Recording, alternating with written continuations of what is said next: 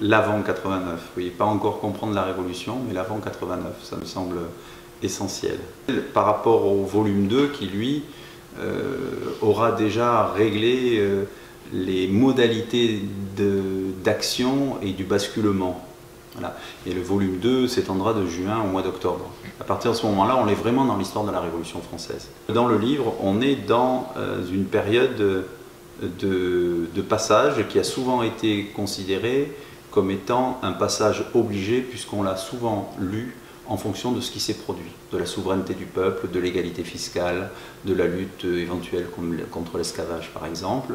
Et ce sont des modalités d'action qui ont été en permanence rappelées, répétées au nom du républicanisme, au nom d'une historiographie qui a souvent dominé, et dont l'historiographie contraire d'ailleurs ne proposait pas une lecture savante, intéressante. Aujourd'hui, je pense qu'on est arrivé à maturité, à maturation, et les historiens de la Révolution française ont un regard poussé vers une troisième voie, d'une certaine manière, et ils suivent le fil de l'actualité, sans jamais regarder, anticiper sur ce qui va se produire, pour toujours comprendre, sans cesse comprendre.